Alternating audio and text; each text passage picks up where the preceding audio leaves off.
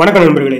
இந்த வீடியோவில் நம்ம என்ன பார்க்க போறோம்னா Sona PLW precision forging limited இந்த கம்பெனியோட அனலைஸ் தான் நம்ம பார்க்க போறோம். இந்த கம்பெனி இன்னைக்கு எப்படி இருக்கு, இதுக்கு முன்னாடி எப்படி இருந்துச்சு, இதுக்கப்புறம் எப்படி இருக்கலாம் அப்படி அனலைஸை பார்க்கலாம். இதே மாதிரி நல்ல கம்பெனிகளை அனலைஸ் பண்ணி நம்ம சேனல்ல போட்டு வந்துகிட்டு இருக்கோம். விருப்பம் உள்ளவங்க பிளேலிஸ்ட்டை போய் செக் பண்ணி பாருங்க. இந்த கம்பெனி என்னெல்லாம் மேனுஃபேக்சரிங் பண்றாங்க, சேல்ஸ் பண்றாங்க அப்படிங்கிறதையும் நம்ம பார்க்கலாம். இந்த கம்பெனியோட மார்க்கெட் கேபிட்டல் பார்த்தீங்கன்னா 40,347 கோடி இந்த கம்பெனியோட மார்க்கெட் கேபிட்டல் இருக்கு. கரண்ட் பிரைஸ் பாத்தீங்கன்னா 688 ரூபாயில ட்ரேட் ஆகிட்டு இருக்கு. ஹை பாத்தீங்கன்னா 719 ரூபா வரையும் போயிருக்கு. லோ பாத்தீங்கன்னா 414 ரூபா வரையும் லோ வந்திருக்கு. இந்த கம்பெனிக்கு கடன் பாத்தீங்கன்னா 386 கோடி இந்த கம்பெனிக்கு கடன் இருக்கு. ப்ரொமோட்டர் ஹோல்டிங் பாத்தீங்கன்னா 29.7% ப்ரொமோட்டர் ஹோல்டிங் வச்சிருக்காங்க. சேல்ஸ் growth பாத்தீங்கன்னா 23.7% சேல்ஸ் growth இருக்கு. ரிசர்வ் பாத்தீங்கன்னா 1847 கோடி இந்த கம்பெனிக்கு ரிசர்வ் இருக்கு. நெட் ப்ராஃபிட் பாத்தீங்கன்னா 490 கோடி இந்த கம்பெனி நெட் ப்ராஃபிட் பண்றாங்க. சேல்ஸ் பாத்தீங்கன்னா 3043 கோடி இந்த கம்பெனி சேல்ஸ் பண்ணிட்டு இருக்காங்க. இவங்க கம்பெனியோட ஷேரை வந்து இவங்க பிளட்ஜ் பண்ண கிடையாது. ப்ராஃபிட் growth பாத்தீங்கன்னா 30.3% இந்த கம்பெனியோட ப்ராஃபிட் growth இருக்கு. நான் பார்த்த வரையுமே பாத்தீங்கன்னா இந்த கம்பெனி ஒரு நல்ல நிலையில தான் இருக்கு. இதுக்கடுத்து இந்த கம்பெனியோட சார்ட்டை நம்ம பார்க்கலாம். சார்ட்டை வந்து மேக்ஸிமத்தில் வச்சு பார்க்கலாம். 2021 தான் இந்த கம்பெனி வந்து ஐபிஓல உள்ள வந்தாங்க.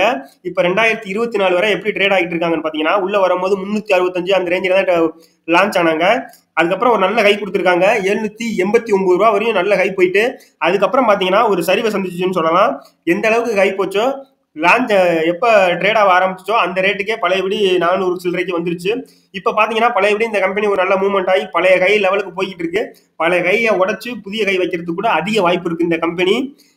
இதை வச்சுமே நம்ம இந்த கம்பெனியை சொல்ல முடியாது. ஏன்னா பாத்தீங்கன்னா ஒரு 3 வருஷம் தான் இருக்கு இந்த கம்பெனி ட்ரேட் ஆக ஆரம்பிச்சு. இதுக்கப்புறம் நம்ம ரிசல்ட் எப்படி இருக்குன்னு பார்க்கலாம். ரிசல்ட் தான் ஒரு கம்பெனிக்கு முக்கியம். நல்லா இருக்கிறது, அந்த கம்பெனி அடுத்த கட்டத்துக்கு போகுமா அப்படிங்கிறது அதை நம்ம ரிசல்ட்ல பார்க்கலாம். ரிசல்ட்ல நம்ம இயர்லி ப்ராஃபிட் அண்ட் லாஸ் நம்ம பார்க்கலாம். 2018 பாத்தீங்கன்னா இந்த கம்பெனி சேல்ஸ் 612 கோடி சேல்ஸ் பண்ணியிருக்காங்க. 19 பாத்தீங்கன்னா 699, 20 1038. வருஷத்துக்கு வருஷம் பாருங்க அவங்களோட சேல்ஸை வந்து சூப்பரா இன்க்ரீஸ் பண்ணிக்கிட்டே தான் போய்கிட்டு இருக்காங்க. கொஞ்சம் கொஞ்சமா இன்க்ரீஸ் பண்ணிக்கிட்டே போயிட்டு இருக்காங்க. சேல்ஸ் இன்க்ரீஸ் பண்ணாலும் நெட் ப்ராஃபிட் எந்த அளவுக்கு இன்க்ரீஸ் ஆகுது அப்படிங்கிறதே நம்ம பார்க்கணும். நெட் ப்ராஃபிட் பாத்தீங்கன்னா 2018 78 கோடியும், 19 173 கோடியும், அதுக்கப்புறம் பாத்தீங்க 20 360 கொஞ்சம் கொஞ்சமா இன்க்ரீஸ் பண்ணிக்கிட்டே தான் போயிட்டு இருக்காங்க நெட் ப்ராஃபிட்டையும். மார்ச் 2023 பாத்தீங்கன்னா 395 கோடியும், வரக்கூடியதுல 490 கோடியும்.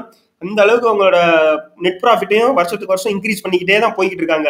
இதே பாத்தீங்கன்னா இந்த கம்பெனிக்கு ஒரு நல்ல சிறந்த ரிசல்ட்டா தான் இருக்குது. இதுக்கடுத்து நம்ம இந்த கம்பெனியோட பேலன்ஸ் ஷீட் எப்படி இருக்கு அப்படிங்கறத நம்ம பார்க்கலாம்.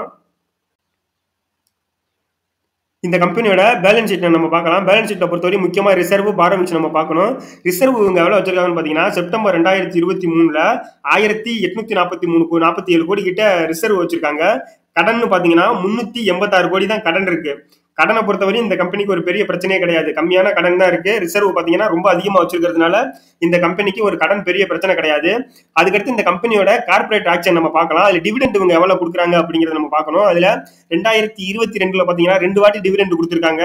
0.77 பைசா ஷேருக்கு கொடுத்திருக்காங்க. 2023 பாத்தீங்கன்னா 2 தடவை கொடுத்திருக்காங்க. ₹1.23.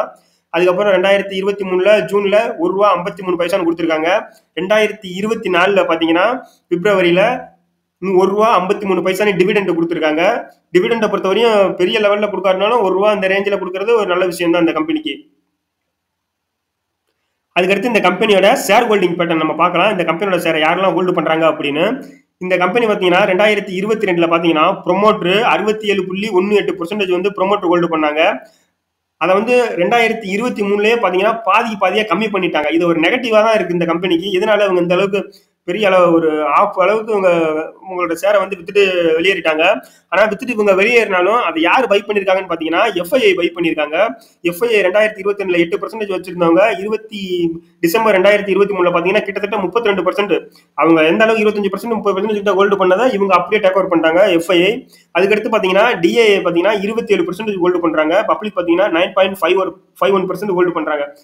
ஷேர் ஹோல்டிங் பேட்டர்னை பொறுத்தவரையும் அவங்க கம்பெனி ஷேரை வந்து அவங்க கம்மி பண்ணியிருக்கிறது ஒரு நெகட்டிவா இருந்தாலும் எஃப்ஐஐயும் டிஐயும் அதிகமா அந்த கம்பெனியை ஹோல்டு பண்றது ஒரு நல்ல விஷயமா இருக்கு இந்த கம்பெனியோட ஷேர் ஹோல்டிங் பேட்டர்னை பொறுத்தவரையும். இந்த கம்பெனி சோனா பிஎல்டிசி இந்த கம்பெனி என்னெல்லாம் மேனுஃபேக்சரிங் பண்ணி சேல்ஸ் பண்றாங்கன்னு பாத்தீங்கன்னா, இந்த கம்பெனி வந்து பாத்தீங்கன்னா யூஎஸ்ல இருக்கு, ஜெர்மன், பெல்ஜியம், செர்பியா இந்த மாதிரி பல நாடுகள்ல, சைனா இந்த மாதிரி பல நாடுகள்ல பாத்தீங்கன்னா இந்த கம்பெனி வந்து மேனுஃபேக்சரிங் பண்ணி சேல்ஸ் பண்ணிக்கிட்டு இருக்காங்க. என்னென்ன பொருட்களை மேனுஃபேக்சரிங் பண்ணி சேல்ஸ் பண்றாங்கன்னு பாத்தீங்கன்னா, காருக்கு தேவையான பொருட்கள் மேனுஃபேக்சரிங் பண்ணி சேல்ஸ் பண்ணிக்கிட்டு இருக்காங்க.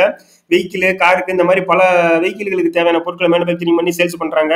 போர்ஜிங் மேஜரா வந்து பாத்தீங்கன்னா போர்ஜிங் தான் அடிச்சு அதை மிஷினிங் பண்ணி பல நாடுகளுக்கு இவங்க சேல்ஸ் பண்ணிக்கிட்டு இருக்காங்க.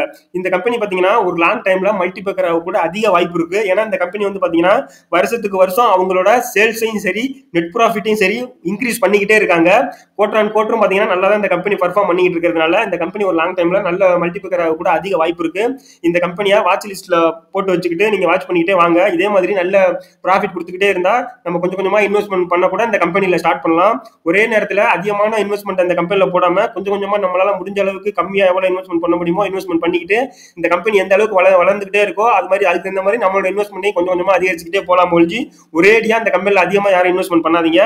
இதே மாதிரி நல்ல கம்பெனிகளை நம்ம சேனல்ல அனலைஸ் பண்ணி போட்டு வந்துகிட்டு இருக்கோம். விருப்பம் உள்ளவங்க பிளேலிஸ்ட்டை போய் செக் பண்ணி பாருங்க. இந்த வீடியோ பிடிச்சிருந்தா லைக் பண்ணுங்க, மறக்காம சப்ஸ்கிரைப் பண்ணுங்க. நன்றி.